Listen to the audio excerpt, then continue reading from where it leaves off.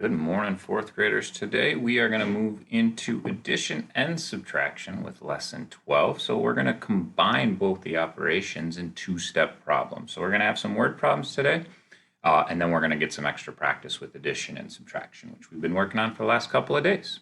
And so you'll need your workbook and a pencil today, and your whiteboard might be helpful for you as well. Actually, it probably will be because you don't have a lot of space to work on one of the workbook pages today. And so as you get your workbook out, I want you to turn to page 35, and we're going to talk about two-step math problems. So let's read problem one together, and let's try and think about the two different ways that you could solve the problem. Sometimes you will need to work through more than one step to solve a problem. The steps can be shown in one or more equations. Number one. In the morning, 19 students were working on a science project. In the afternoon, 3 students left and 7 more students came to work on the project. How many students were working on the project at the end of the day?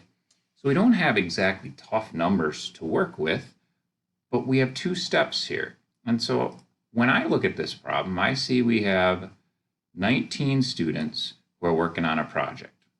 Okay, so I'm going to start with 19.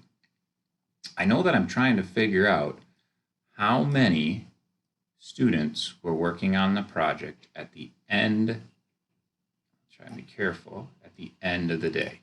Okay, so I need to know at the day's end how many students were still working on the project. Well, in the afternoon, 3 students left that project. All right, so if they leave, I got to take them out of the group, right? So 19 minus 3.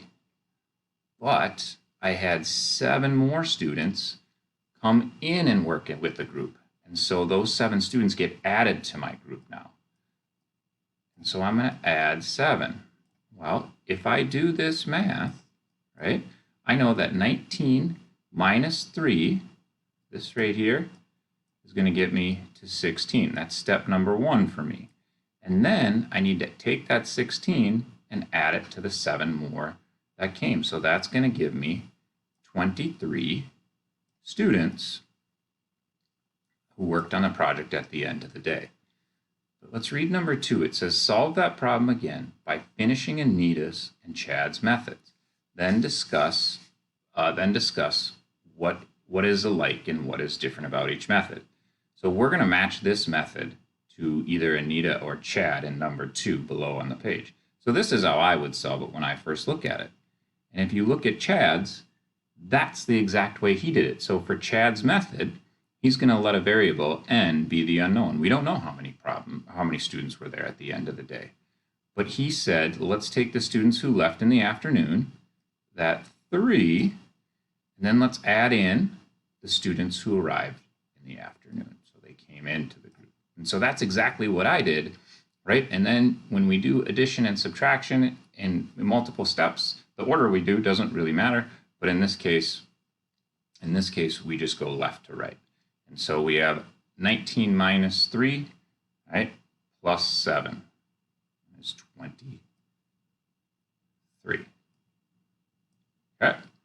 And then we need to find the total of students who worked on the project. Okay. Same thing. But look what they did. So they said, well, let's just take all the students who were working on. We started with 19, and then 7 more came. So let's just add those. That's going to get us to 26, right? And then you got to take the students who left in the afternoon. So we had 26 students, and we subtracted 3 more. So those students left, so that gets us down to 23. No matter which way you do it, you're going to get the right answer. So there's 2 steps, right? And there's going to be multiple ways to solve these. We just need to be really clear on what the question is asking and which operations we're using with which values. Okay, so there's going to be 3 word problems that you work on today. All 3 problems have multiple steps. And so we're going to read each one and then you're going to try and solve them. Okay, so a team is scheduled to play 12 games. Of those games, 7 will be played at home. The other games are away games. How many fewer away games than home games will be played? Okay, so be careful with this one. Don't let it trick you. It says how many fewer away games than home games will be played. right? They tell you how many games are home games. So it's not asking how many games are away games.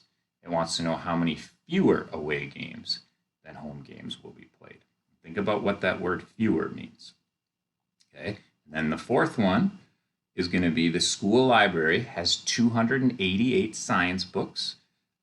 Altogether, the library has 618 science and animal books. How many fewer science books than animal books does the library have? And so just like the last one I read, it doesn't want to know how many animal books there are. It wants to know how many fewer science books than animal books there are. Okay? It tells you that of the 618 science books, 288 of the 618 books, 288 are science books. You need to figure out how many are animal books, and then you need to figure out how many fewer animal books, how many fewer science books than animal books there are. So multiple steps there too. Then the last word problem that you're going to have to solve today. Olivia's stamp collection consists of 442 stamps. There are 131 animal stamps and 107 famous people stamps in her collection. How many of Olivia's stamps are not animals or famous people? Okay, so you have those three problems to work on. Be careful with that. Go back and re-listen to those if you need to. Okay, I would do the work on the side over here. If you need scratch paper or your whiteboard, that would be a good spot for that as well. And then you're going to finish page 36. And you have 9 practice problems to do. Be careful, there is some addition in here too, right? It's not just subtraction like the last lesson. So we're including addition and subtraction. Remember those rules with ungrouping for subtraction. Take 1 to give 10 next door. And addition, be careful when you get more than 10 in a place value, where do you carry over that next 1? Okay? And so your next steps now are you're going to finish page 36, and you have that one problem on 35. Don't forget about number 3. And then ask your teacher for any help that you have or any questions that you need, or any help that you need or any questions that you have. And then complete homework 112 in Think Central. All right. Go ask if you have any questions. Let's work hard today.